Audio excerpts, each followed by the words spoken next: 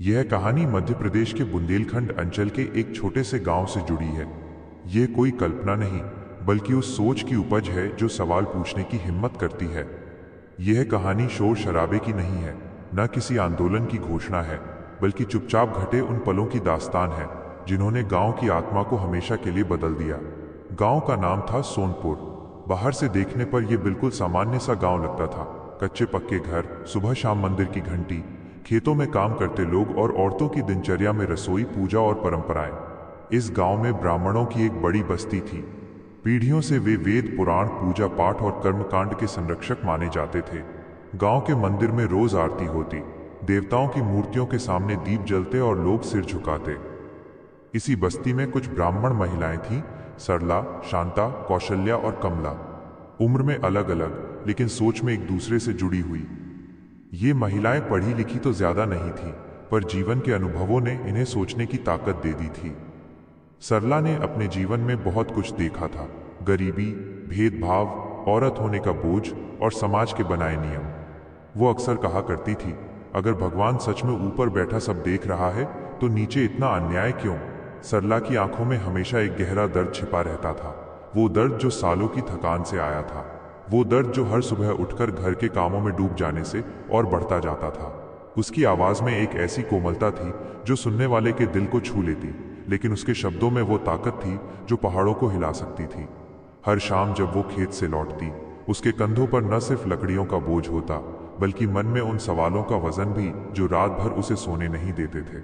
वो सोचती, क्यों औरतें हमेशा पीछे रहती हैं, क्यों उनके सपने घर की दीवारों में कैद हो जाते हैं।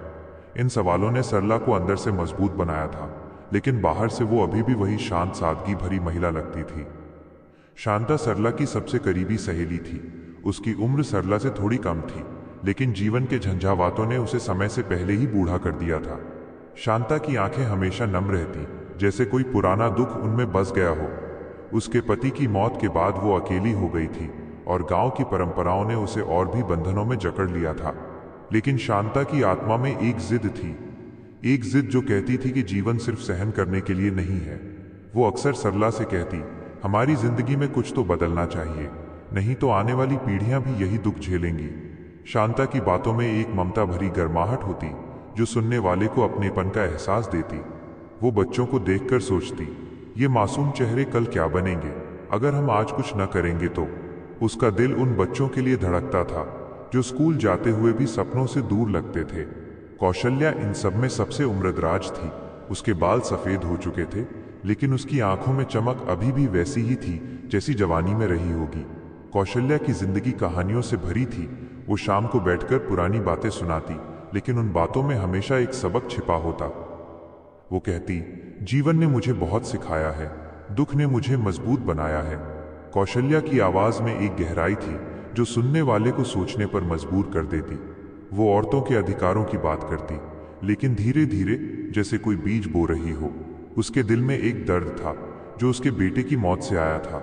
वो बेटा जो गरीबी के कारण इलाज न मिलने से चला गया था। कौशल्या सोचती, अगर समाज में बराबरी होती तो शायद मेरा बेटा आज जीवित होता। ये दर्द उसे औरों के दुख से जोड़ता था और वो हर महिला के चेहरे में अपना दुख देखती। कमला सबसे छोटी थी। उसकी उम्र मुश्किल से 30 साल की होगी, लेकिन उसकी सोच इतनी परिपक्व थी कि वो बड़ी बड़ी बातें कर लेती। कमला की आंखें हमेशा उत्सुक रहती, जैसे दुनिया को नए सिरे से देखना चाहती हों। वो पढ़ी लिखी नहीं थी, लेकिन गांव के स्कूल में आने वाले किताबों से थोड़ा बहुत सीख लिया था। कमला की बातों में एक उत्साह होता जो बाकी महिलाओं को हौसला देता। वो कहती, हमें डरना क्यों, अगर हम सही हैं तो दुनिया साथ आएगी।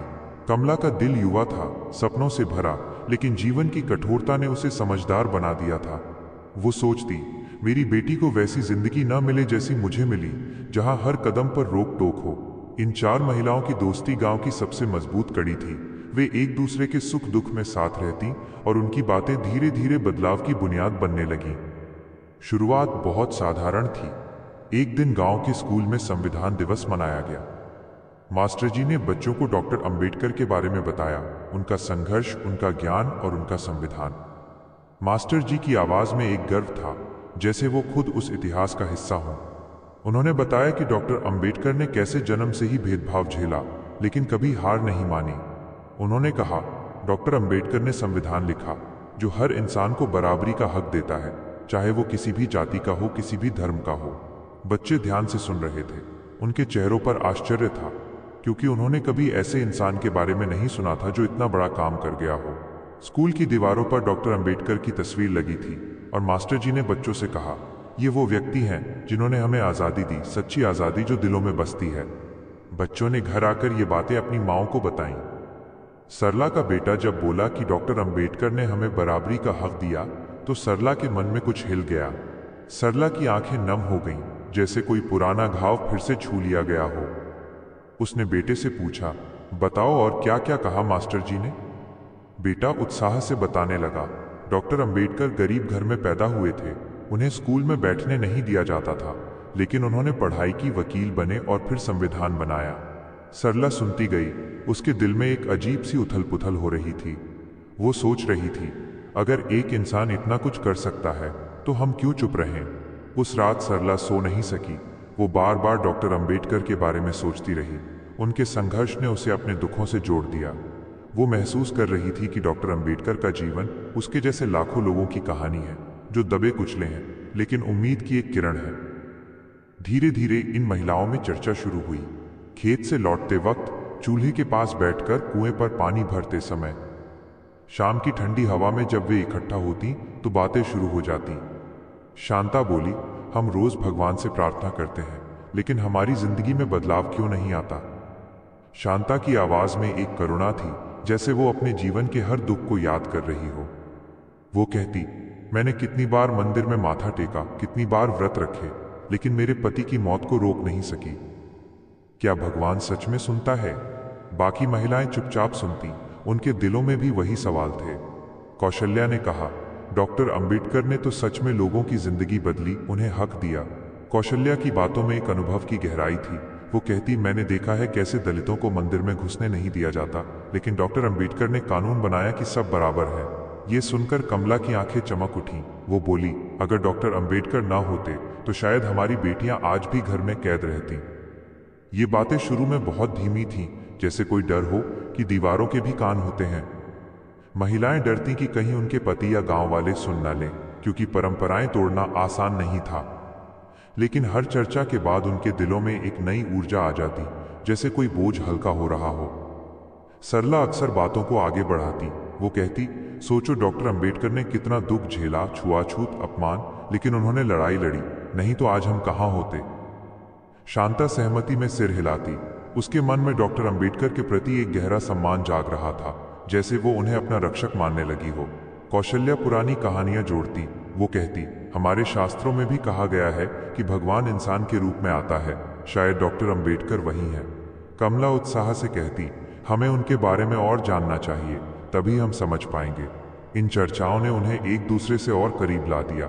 उनकी दोस्ती अब सिर्फ सहेली की नहीं, बल्कि एक मिशन की तरह हो गई थी। एक दिन सरला ने हिम्मत की। उसने कहा, क्या भगवान वही नहीं होता जो इंसान को इंसान समझे, जो उसे गुलामी से निकाले? सरला की आवाज में एक कंपी थी, लेकिन उसकी आंखों में दृढ़ता थी। ये सवाल ने बाकी महिलाओं को चुप कर दिया। वे एक दूसरे की ओर देखने लगी, जैसे कोई बड़ा रहस्य खुल गया हो। कमला ने धीरे से कहा, अगर ऐसा है तो डॉक्टर अंबेडकर भगवान से कम कैसे है? यह वाक्य हवा में तैर गया। किसी ने विरोध नहीं किया, किसी ने समर्थन नहीं किया, लेकिन उस दिन से सोच की दिशा बदल गई। सरला का दिल तेज धड़क रहा था। उसे लग रहा था कि वो कुछ गलत कह गई है, लेकिन भीतर से एक सुकून था, जैसे सच्चाई बोलने से मन हल्का हो गया हो। शांता की आंखें भर आईं। वो सोच रही थी कि कितने सालों से वो चुप रही, लेकिन अब वक्त आ गया है बोलने का। कौशल्या ने सरला के कंधे पर हाथ रखा, जैसे कह रही हो, तुम सही हो, हम साथ हैं। कमला की मुस्कान ने माहौल को हल्का किया। वो बोली, हाँ, डॉक्टर अंबेडकर ने जो किया वो कोई साधारण इंसान नहीं कर सकता। उस शाम वे सब अलग हुईं, लेकिन उनके मन में वो सवाल घूमता रहा। रात भर सरला सोचती रही। डॉक्टर अंबेडकर का जीवन उसके सामने घूम रहा था। उनका जन्म महाराष्ट्र के एक छोटे गांव में, जहां उन्हें स्कूल में फर्श पर बैठना पड़ता था, पानी पीने के लिए अलग बर्तन, लेकिन उन्होंने हार नहीं मानी। उन्होंने विदेश जाकर पढ़ाई की, अर्थशास्त्र, कानून में डिग्री ली और फिर भारत लौटकर छुआछूत के खिलाफ लड़ाई लड़ी। सरला को लग रहा था कि डॉक्टर अंबेडकर का दर्द उसका अपना दर्द है, क्योंकि वो भी औरत होने के कारण भेदभाव झेलती थी। शांता घर जाकर अपनी बेटी से बात की। उसने कहा, बेटा, आज से हम डॉक्टर अंबेडकर को याद करेंगे, क्योंकि उन्होंने हमें बराबरी सिखाई। बेटी की आंखों में जिज्ञासा थी और शांता के दिल में उम्मीद। कौशल्या ने पुरानी किताब निकाली जिसमें संविधान की कुछ बातें लिखी थीं। वो पढ़ने की कोशिश करती रही, भले ही अक्षर धुंधले लगते थे। कमला ने सपने में डॉक्टर अंबेडकर को देखा, जैसे वो कह रहे हों, आगे बढ़ो, डरो मत। इन महिलाओं ने डॉक्टर अंबेडकर के बारे में और जानना शुरू किया। गांव की छोटी सी लाइब्रेरी में पड़ी पुरानी किताबें, अखबारों के कटिंग और बाहर से आने वाले सामाजिक कार्यकर्ताओं से बातचीत। लाइब्रेरी एक पुराना कमरा था जहां धूल भरी किताबें रखी थीं, लेकिन महिलाएं वहां जाती मास्टर जी से मदद मांगती।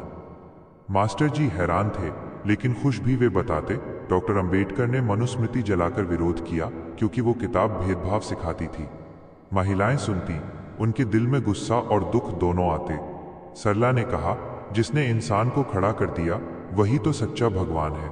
सरला की यह बात सबके दिल में उतर गई। वे महसूस करती कि डॉक्टर अंबेडकर का जीवन एक प्रेरणा है जो उन्हें अपने दुखों से लड़ने की ताकत देता है। वे किताबें पढ़ती, डॉक्टर अंबेडकर की जीवनी, उनके भाषण जैसे बौद्ध धर्म अपनाने की बात, जहां उन्होंने कहा कि मैं हिंदू पैदा हुआ था लेकिन हिंदू मरूंगा नहीं। महिलाएं सोचती, कितना साहस चाहिए ऐसा कहने के लिए।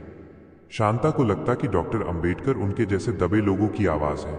वो कहती, उन्होंने महिलाओं को भी अधिकार दिए, वोट का हक, संपत्ति का हक। कौशल्या याद करती, डॉक्टर अंबेडकर ने हिंदू कोड बिल लाने की कोशिश की ताकि औरतें बराबर हों। कमला उत्साहित होकर कहती, देखो, डॉक्टर अंबेडकर ने कहा है कि शिक्षा वो शेरनी का दूध है, जो पिएगा वो दहाड़ेगा। ये बातें उनके जीवन में नई रोशनी लाती। वे महसूस करती कि डॉक्टर अंबेडकर का हर शब्द उनके लिए है। यह सोच धीरे धीरे गहरी होती गई। एक दिन शांता ने कहा, हम रोज ऊपर वाले से मांगते हैं, लेकिन डॉक्टर अंबेडकर ने बिना मांगे हमें अधिकार दे दिए। शांता की आवाज में एक कृतज्ञता थी, जैसे वो डॉक्टर अंबेडकर को धन्यवाद कह रही हो। ये बात सबके दिल में उतर गई। उन्होंने तय किया कि वे डॉक्टर अंबेडकर की तस्वीर अपने घर में रखेंगी। पहले ये सिर्फ तस्वीर तक सीमित था। कोई फूल चढ़ा देता, कोई दीप जला देता। ये पूजा जैसी नहीं थी, बल्कि सम्मान का भाव था। सरला ने सबसे पहले तस्वीर लाई, एक पुराने अखबार से काटकर, और उसे दीवार पर लगाया। हर सुबह वो तस्वीर को देखती, जैसे डॉक्टर अंबेडकर से बात कर रही हो। शांता ने फूल चढ़ाए। उसके दिल में एक शांति आई, जैसे कोई बोझ उतर गया हो। कौशल्या ने दीप जलाया और कहा, ये रोशनी हमारे अंधेरे जीवन में है। कमला ने बच्चों को बताया, देखो, ये हैं डॉक्टर अंबेडकर, हमारे मार्गदर्शक। लेकिन समय के साथ ये सम्मान श्रद्धा में बदलने लगा। एक सुबह सरला ने सबको बुलाया। उसने कहा, आज से हम डॉक्टर अंबेडकर को अपना मार्गदर्शक मानेंगे। असली भगवान वही है जिसने इंसान को बराबरी दी। सरला की आंखों में आंसू थे, लेकिन वे खुशी के थे, क्योंकि वो महसूस कर रही थी कि ये सच्चाई है। यह सुनकर कुछ महिलाएं घबरा गईं। डर था, समाज का, परिवार का, परंपराओं का। शांता की सांस तेज हो गई। वो सोच रही थी कि अगर पति को पता चला तो क्या होगा। कौशल्या ने कहा, डरो मत, सच्चाई का रास्ता कठिन होता है लेकिन सही होता है। कमला ने हाथ जोड़कर कहा, हाँ, हम साथ हैं। लेकिन भीतर कहीं एक सच्चाई ने उन्हें बांध लिया था। वे जानती थीं कि यह कदम उनके जीवन को बदल देगा। उन्होंने डॉक्टर अंबेडकर की तस्वीर को साफ कपड़े पर रखा, सामने दीप जलाया और फूल चढ़ाए। किसी मंत्र का उच्चारण नहीं हुआ, कोई पुरोहित नहीं था। बस एक वाक्य था, धन्यवाद जिसने हमें इंसान बनाया। सरला की आवाज कांप रही थी, लेकिन उसमें एक शक्ति थी। शांता ने फूल चढ़ाते हुए रो पड़ी, जैसे सालों का दुख निकल रहा हो। कौशल्या ने दीप जलाते हुए कहा, ये रोशनी हमारे दिलों में है। कमला ने मुस्कुराकर कहा, अब हम आजाद हैं। यह पूजा किसी धर्म के खिलाफ नहीं थी, बल्कि सोच के पक्ष में थी। उस पल वे महसूस कर रही थीं कि डॉक्टर अंबेडकर उनके साथ हैं, उनके संघर्ष में, उनके दुख में। धीरे धीरे ये बात गांव में फैलने लगी। पहले फुसफुसाहट, फिर सवाल, फिर विरोध। कुछ लोगों ने कहा, ये पागल हो गई हैं। गांव के बुजुर्ग सरला को देखकर सिर हिलाते, जैसे कह रहे हो कि परंपरा तोड़ रही हो। कुछ ने इसे धर्म का अपमान बताया। पुजारी ने सुना तो गुस्से से लाल हो गया। वो बोला, भगवान को नीचे ला रही हो। लेकिन इन महिलाओं के चेहरे पर डर नहीं था। सरला ने साफ कहा, हम किसी भगवान को नकार नहीं रहे, हम इंसान को पूज रहे हैं। सरला की ये बात गांव में आग की तरह फैली। कुछ लोग सहमत हुए लेकिन ज्यादातर विरोध में थे। शांता को घर में ताने मिले। पति ने कहा, क्या कर रही हो, गांव वाले क्या कहेंगे? लेकिन शांता ने कहा, मैं सही कर रही हूं। डॉक्टर अंबेडकर ने हमें सिखाया है। कौशल्या के बच्चे डर गए, लेकिन वो बोली, डरो मत, सच्चाई जीतेगी। कमला ने सबसे सामना किया। वो कहती, सुनो, डॉक्टर अंबेडकर ने क्या किया है। एक दिन गांव के मंदिर के पुजारी ने इन्हें बुलाया। उसने समझाने की कोशिश की कि भगवान ऊपर है, मूर्तियों में है, शास्त्रों में है। पुजारी की आवाज में गुस्सा था। वो बोला, तुम औरतें हो, अपनी सीमा में रहो। सरला ने शांत स्वर में पूछा, अगर भगवान ऊपर है तो नीचे के दुख कौन देखेगा? सरला की ये बात पुजारी को चुप कर गई। उसके पास जवाब नहीं था। वो हक्का बक्का रह गया, जैसे कोई दीवार टूट गई हो। महिलाएं लौट आईं। उनके दिल में जीत का एहसास था। शांता ने कहा, देखा, सच्चाई के आगे सब चुप हो जाते हैं। कौशल्या मुस्कुराई। कमला ने कहा, अब हम रुकेंगी नहीं। इस बीच गांव की दलित बस्ती में भी ये खबर पहुंची। वहां के लोगों को पहले डर लगा कि कहीं ये कोई नई चाल न हो। दलित महिलाएं आपस में बात करती, ब्राह्मण महिलाएं डॉक्टर अंबेडकर को पूज रही हैं, क्या सच है? लेकिन जब उन्होंने देखा कि ब्राह्मण महिलाएं खुद डॉक्टर अंबेडकर को सम्मान दे रही हैं, तो उनके मन में भी आश्चर्य और सम्मान पैदा हुआ। एक दलित महिला राधा सरला के घर आई। वो डरते डरते बोली, क्या सच है जो सुना है? सरला ने मुस्कुराकर कहा, हाँ, डॉक्टर अंबेडकर हमारे लिए भगवान हैं। राधा की आंखें भर आईं। वो बोली, हमारे लिए तो वे हमेशा से भगवान हैं। पहली बार दोनों समुदाय की महिलाएं एक साथ बैठीं, बिना ऊंच नीच के। वे बातें करती रहीं, डॉक्टर अंबेडकर के संघर्ष के बारे में, उनके संविधान के बारे में। सरला ने कहा, डॉक्टर अंबेडकर ने हमें जोड़ने की बात की थी, तो हम क्यों बटें? राधा ने हाथ जोड़कर कहा, धन्यवाद, आपने हमारा सम्मान किया। यह पल गांव के इतिहास में अनोखा था। जो दीवारें पीढ़ियों से खड़ी थीं, उनमें दरार पड़ने लगी।